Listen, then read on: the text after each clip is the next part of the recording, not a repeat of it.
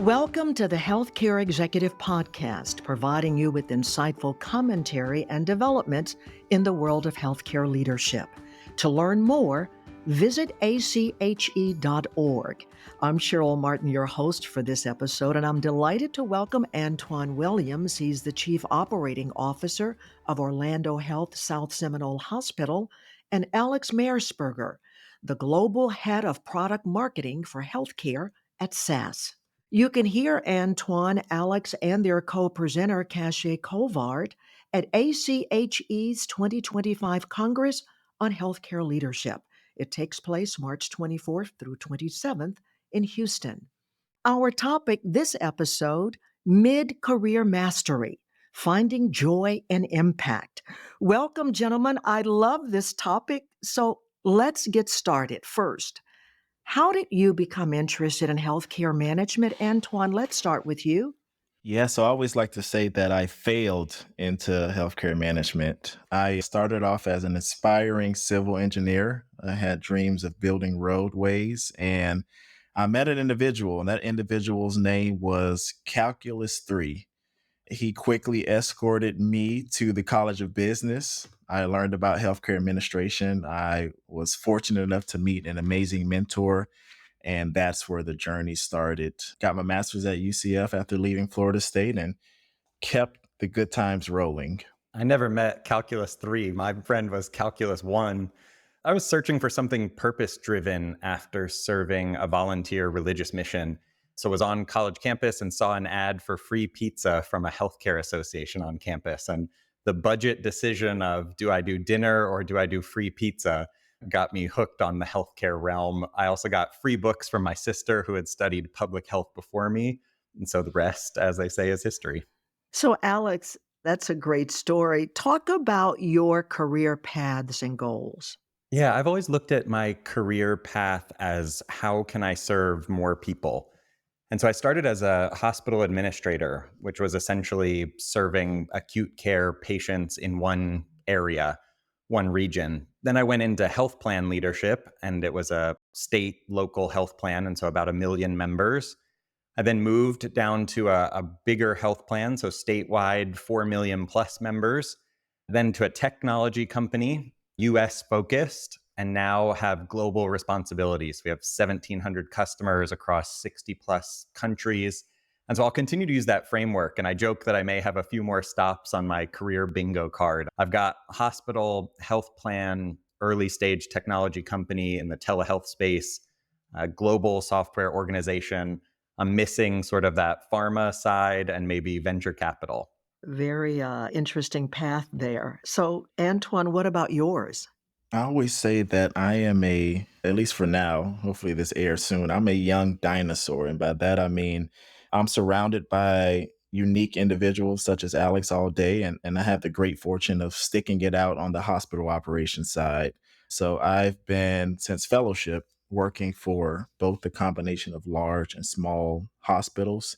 Today, I have the great fortune of serving as the chief operating officer within the great Orlando Health organization, and have just found joy in being close to the work, being able to continue to see how we take care of patients, strategically grow, and to be able to see that impact firsthand. So hospital operations have grabbed me and held on to me and hasn't let go. And I surround myself around folks like Alex and folks from the Advancement League to keep me hip, cool, and innovative. Well, both of you are clearly qualified to talk about this topic of mid-career mastery, finding joy and impact. So, why do you refer to the mid-career stage as the messy middle? Oh, because it is. Early in a career, it's so easy to look at a talented colleague and think they're going to be the CEO one day and they're going to make big waves in the industry. And we all get into sort of that comparison game. With the benefit of a little time, you start to get just a few years down the road in your career, and you realize how much life throws changes in those plans and in people's potential. We very sadly, just as the years go on, we've lost friends to disease, to addiction, derailment of any sort of purpose. So we've also seen friends prioritize taking care of their family or taking a step back from their job duties. moving for whatever reason, moving even overseas to pursue roles completely outside of healthcare, completely outside of sort of what's expected of them or what we expect of them.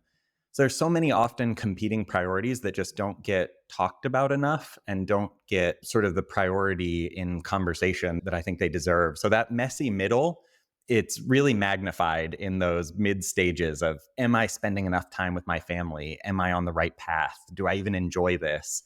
Is this where I want to live? Am I spending time with people that I want to be learning from? Do I need to be a caregiver at a certain point in time, and on and on?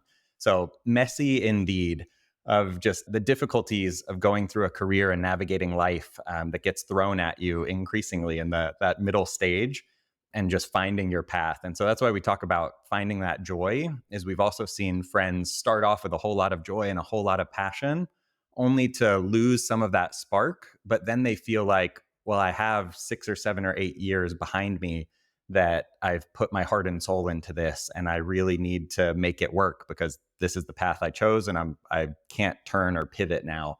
And so we want to be sort of cheerleaders for that success.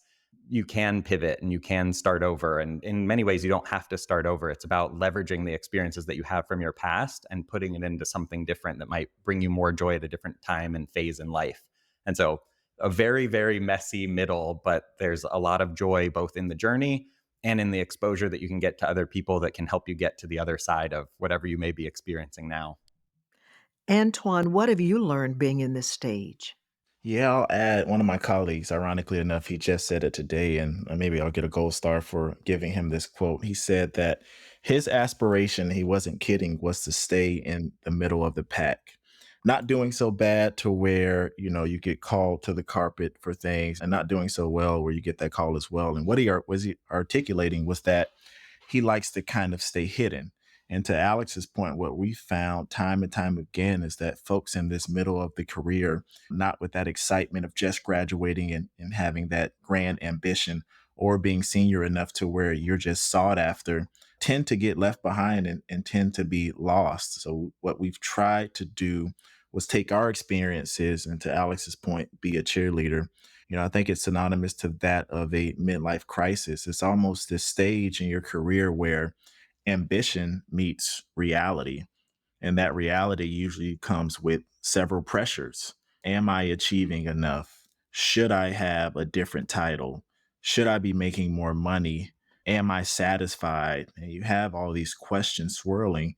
And in many cases, you don't know where to get perspective. So we see folks that either get none and just hang out in that messy middle, or they get too much perspective. So what we're really trying to do is to one first say it's okay to continue to be patient because time moves fast, and our goal is to be a supportive force as folks move out of that messy middle into a stage of happiness in their career.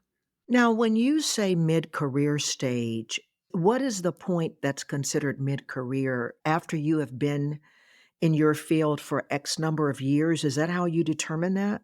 Yeah, it's usually between that 7 and 10 year mark where you're starting to deem yourself as a content expert.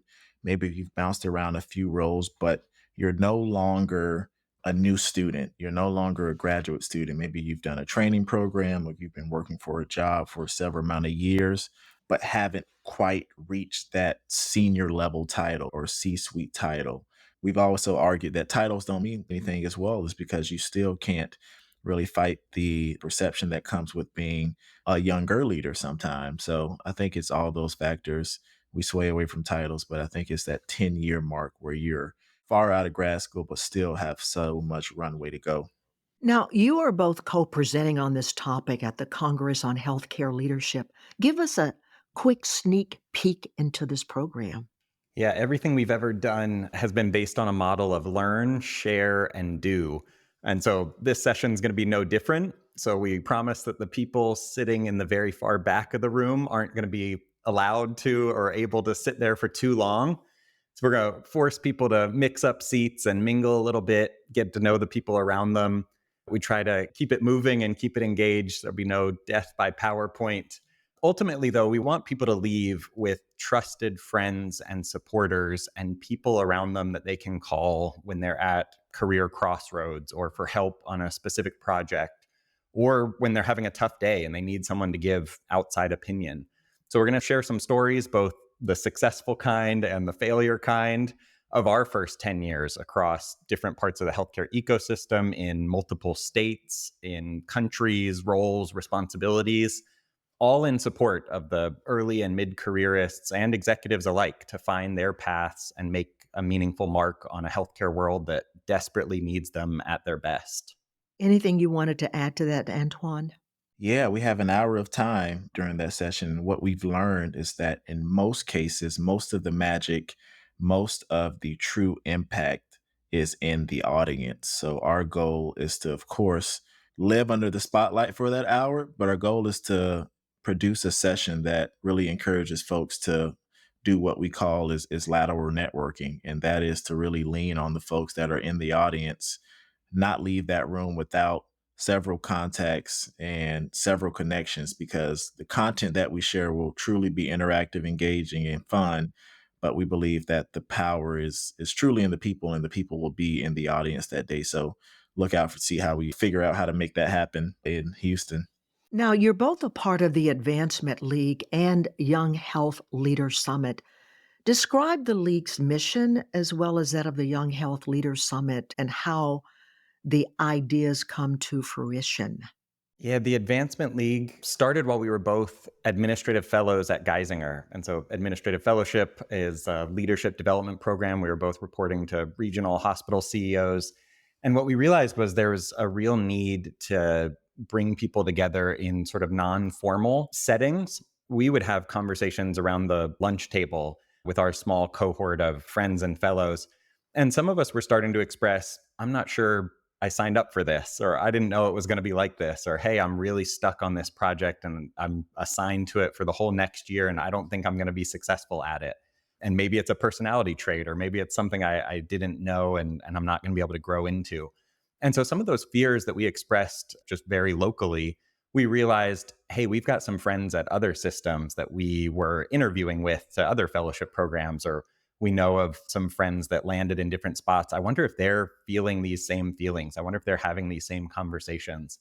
And so we started hosting road trips, which was just essentially invites to strangers on the internet of, hey, we're going to be having some healthcare conversations because we're driving down to Philadelphia to visit a friend. If anybody wants to join us, show up. And 40 or 50 people started showing up to these things. And so we started to say, we need to figure out a way to do this a little bit more coordinated. And we got to figure out how to pay for people's lunches and things, was part of the moral of the story. And so the Advancement League was the sort of membership association that wrapped around that premier offering as the Young Health Leader Summit. And that we would definitely describe as a family reunion, as long as it's family that you like and enjoy to be around, or a 2-day Friends Fest, as we've gone through 6 years of them. We have a really great committed group that has continued throughout those 6 years to really show up and support. And like Antwan said, that's the point of the session at ACHE will be much like that family reunion Friends Fest, as we're going to have people take out their cell phones and make sure they exchange numbers, and that you're not just a couple emails or ads away from those people, but that you actually can call someone and say, hey, here's what I'm going through. What do you got for me? How can you help? How can I help you? And so that's what it's really all about. Antoine, anything on that? No, I would just say that the Young Care Leader Summit in particular is the landing spot that provides solution and energy and a good time for all of the things that we started discussing today, and the things that we'll further expand on in Houston. So, Antoine, who do you credit for your own professional growth? Oh, it's so many people. And I think that's been the consistent theme in every career journey, from me entering the College of Business, sitting across from the dean, and that individual giving me a chance to prove myself that semester, to Leslie Sasher, who was the program director for a small university health center on the campus of Florida State, to Dr. Ochin here at University of Central Florida, that text me back after 50 texts asking him what the update was on my status of application, and so on and so forth. I think the what we've learned through our career, and more so through the Advancement League, is that there's nothing like meaningful connections and amazing people. And we've been fortunate enough to curate an organization and, an event that really highlights that. Alex, who would you credit for your professional growth? I was sort of a late bloomer on the seriousness of education. And so in high school, I failed a class that was, I think, pretty important in a graduating sense of the word. And my sister came back from college, and I don't know if I should admit this. I think that is there a statute of limitations on my sister acted like my mom, and I think she forged my mom's signature and had a call with our principal. And so I think I have to credit a ton of my professional growth and success to Julie Maiersperger, my sister, now Julie Thompson. But to Antoine's point of just so many and so fortunate. So parents, my wife, kids, people who inspire me, just been so fortunate from that first pizza night invitation for free dinner at a healthcare club on an undergraduate campus. So many people have taken me under their wing, allowed me to send them emails, ask for audacious, ambitious asks, and sort of temper me when I need it. But so many to credit professional growth. I think the phrase of standing on the shoulders of giants is especially true in healthcare, where you have just so many incredibly committed, dedicated people that you can call literally at all hours of the night, 24 hours a day, 7 days a week for their entire lives, that have just given their lives to the profession and given their lives to helping us advance. And now you are doing the same thing with colleagues and paying it forward based on what the two of you have experienced and how it's made a difference in your lives. So here's a final question. How do you both like to spend your downtime when you have downtime? That answer has changed quite a bit in the last year and a half. I'm a new twin dad, so I haven't appreciated silence or sleep like I have in the last year and a half. Quite like the day. Try to stay active. Done a couple triathlon sprints and getting into swimming and biking and doing some other things and trying to pull Alex along with me when I'm not with the wife and the kids. Okay. Alex. Ask Antoine how many times he's pulled me along with him. So his success rate of getting me into a gym, and especially on a bike or on a run, is low for how good he is at sales and convincing others to do things. But maybe 2025, it might be my year. I think maybe the Run Club Houston, we're coming. Similarly, I have 3 kids, and I actually think I love Antoine's answer of it's a choice of how we spend downtime. I think you hear in some of the national and international, just some of the ways that we talk about kids in a lot of ways can sound like a burden. And I know there's differences across genders and the way that we parent or things, that there's some nuance to it. But both of us, I think, I'll put these words in Antoine's mouth too, because I know he feels similarly, but we absolutely choose to spend time with our families and love them and are so excited to be dads. That's life's greatest joy. So when we talk about joys of careers and things, so much of why we do what we do is to set up a better health system for them and for the people that are here with us. Antwan Williams and Alex Maiersperger, thanks so much for your time and great insights. You can hear Antwan, Alex, and their co-presenter Cache Colbard at ACHE's 2025 Congress on Healthcare Leadership. It takes place March 24th through the 27th in Houston. To learn more and to register, visit ache.org/Congress. Now, if you found this podcast helpful, please share it on your social media. And for other topics of interest to you, check out our full podcast library.